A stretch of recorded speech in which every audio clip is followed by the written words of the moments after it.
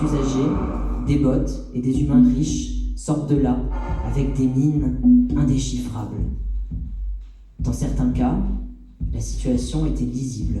Travailleurs ou travailleuses du sexe et clients-clientes, jeunes étudiants-étudiantes en manque de points, venus profiter une demi-heure d'une clim meilleure que la sienne pour réviser ses examens. D'autres fois, des couples ou trios mal assortis, insondables, portant des valises, des boîtes, des équipements audiovisuels. Les portes blindées de ces appartements super luxe ne laissaient pas filtrer un souffle. Sean attendait comme une cariatide à côté de la porte, avec son petit kit de ménage. Parfois, il en trouvait d'autres comme lui dans le même couloir, mais le plus souvent, il n'y avait pas de communication entre les forçats du ménage minute. Une fois, une femme lui avait donné un tract. Il avait un peu honte d'admettre qu'il n'en avait rien fait.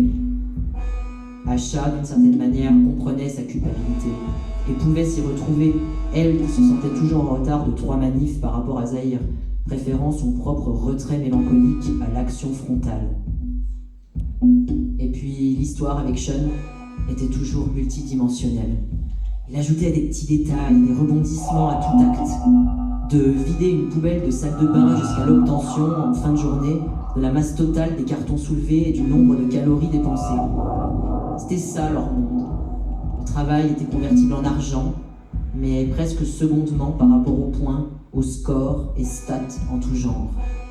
Sean avait le talent de raconter ce monde-là, le leur, en insérant des petits riffs de guitare vocaux, citant tel ou tel vieux standard de néo-grunge qu'Asha reconnaissait, parce qu'elle avait tant aimé ça, à l'époque.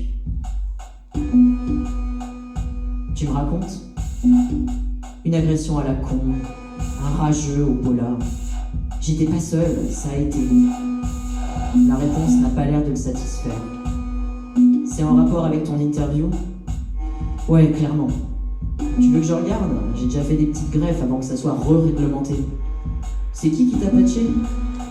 Patricia CCH, tu connais ? Brièvement, ouais. Un délice de femme, celle-là. Il sourit. Elle veut dire que ça ira, mais en formant les mots, elle sent comme un truc qui la prend. Une émotion brute qui s'empare de sa verticale. Céder. Elle glisse dans ses bras, perturbant ainsi le déroulé habituel de leur rencontre. D'habitude, il y a quand même les mots avant de laisser l'autopilote des corps. Pas là. Asha résiste un peu à sa propre envie. Se précipiter lui donne l'impression de tricher, comme s'il fallait respecter un script, se parler, se toucher avant de baiser.